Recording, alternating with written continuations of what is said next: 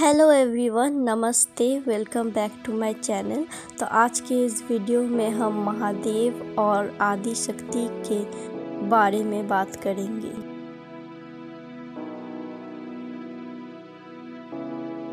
तो देवी आदि शक्ति ने अपना पहला जन्म देवी सती के रूप में किया था, जहां उनके पिता प्रजापति दक्ष थे और माता प्रसूति थी और उनके बहुत सारे बहन थे। सती को अपने बचपन से ही महादेव से प्रेम हो गया था और उन्हें महादेव से विवाह करने की इच्छा हुई थी, जो उन्होंने की भी थी अपने पिता श्री दक्ष के मना करने के बाद भी, जो महादेव को बिल्कुल पसंद नहीं करते थे।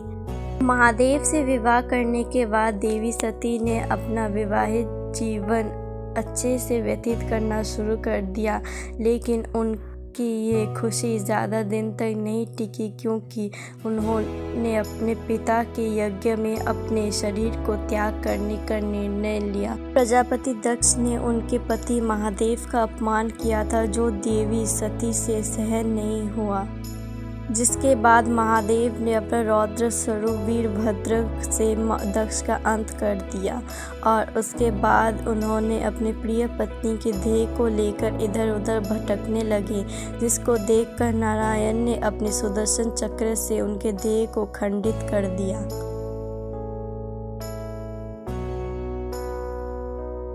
देवी आदि शक्ति ने अपना दूसरा जन्म हिमावन और रानी मैनावती के यहाँ हिमालय में देवी पार्वती के स्वरूप में लिया। उनको जन्म से ही पता था कि वो पहले जन्म में देवी सती रह चुकी है और उनको पहले जन्म के कर्म को दोहराना नहीं है और महादेव को घोर तपस्या करके प्राप्त करना ही है।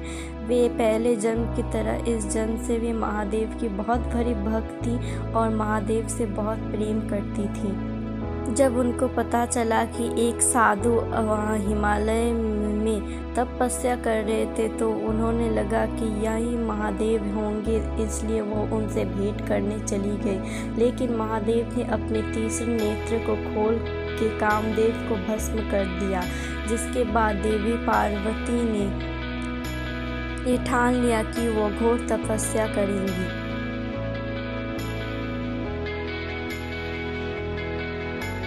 देवी पार्वती ने कई सहस्त्र वर्षों तक घोर तपस्या की महादेव को प्राप्त करने के लिए, जिसके पश्चात उनका नाम ब्रह्मचारिणी पड़ गया।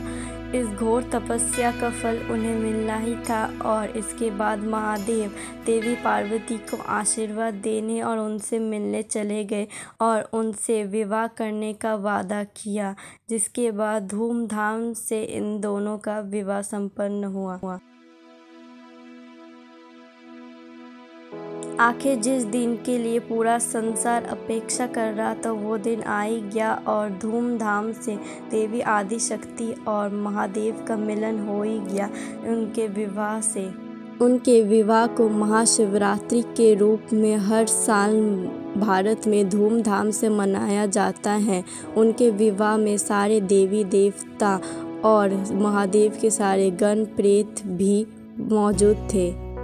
विवाह संपन्न होने के बाद महादेव ने अपनी प्रिय पत्नी को कैलाश पर ले गए और वहां पे अपना विवाहित जीवन फिर से दोहराने लगे और इस बार उन दोनों ने साथ मिलकर सारी समस्याओं को पार किया और सारी संसार के लिए सबसे अच्छे जोड़ी बन गए।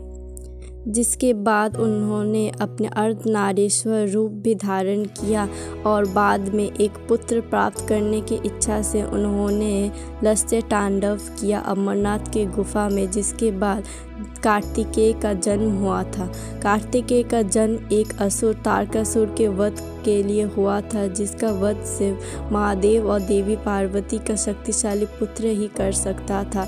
लेकिन देवी पार्वती को श्राप मिला था देवी रति से कि आप कभी भी अपने कोख से संतान को जन्म नहीं दे सकती, जिसके लिए उन्होंने ये मार्ग चुना और कार्तिकेय का जन्म हुआ।